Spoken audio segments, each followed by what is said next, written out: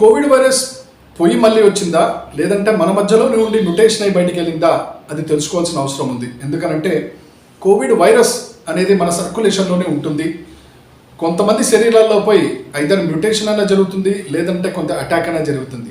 అలా మ్యుటేషన్ జరిగి ఏ మ్యుటేషన్లో అయితే ట్రాన్స్మిషన్ ఎక్కువగా ఉంటుందో, ఏ మ్యుటేషన్లో అయితే ట్రాన్స్మిషన్తో పాటు ఇమ్యూన్ ఎవేషన్ అని అంటాం, అంటే మన ఇమ్యూన్ సిస్టమ్ని దెబ్బతీసి ముందరికి పోయే గుణం దేనికైతే ఉంటుందో అలాంటి పరిస్థితుల్లో ఖచ్చితంగా అది మళ్ళీ ప్రజల్లోకి వస్తుంది.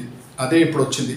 ఇది JN.1 లేకపోతే BN.181 LF7 అవన్నీ విషయాలు పక్కకు పెడితే కోవిడ్ ప్రిపేర్నెస్ గురించి మనం మాట్లాడుకుంటున్నాం. కోవిడ్ ప్రిపేర్నెస్ అంటే ఏమిటి? కేవలం మాస్క్ పెట్టుకోవడమా, కేవలం సోషల్ డిస్టెన్సింగ్ పాటించడమా, హ్యాండ్ శానిటైజ్ చేయడమా? దీంతో సరిపోదు. మనం 2020 నుంచి 2025 ఇప్పటి వరకు మనం చూసింది ఏంటంటే ఎవరి శరీరంలో అయితే వ్యాధి నిరోధక శక్తి తక్కువ ఉంటుందో, ఎటువంటి వేరియంట్స్ వచ్చినా, ఎటువంటి మ్యుటేషన్ జరిగిన వైరస్ వచ్చినా కూడా శరీరం కుప్పగూలే అవకాశం ఉంటుంది. అంటే ఇక్కడ చాలా క్లియర్గా చెప్తాం, రోగి బలమా రోగ బలమా. అంటే నీ శరీరం గట్టిగా ఉంటే ఎంతటి గట్టి వైరస్ వచ్చినా కూడా తట్టుకొని బయటకు వచ్చే అవకాశం ఉంటుంది.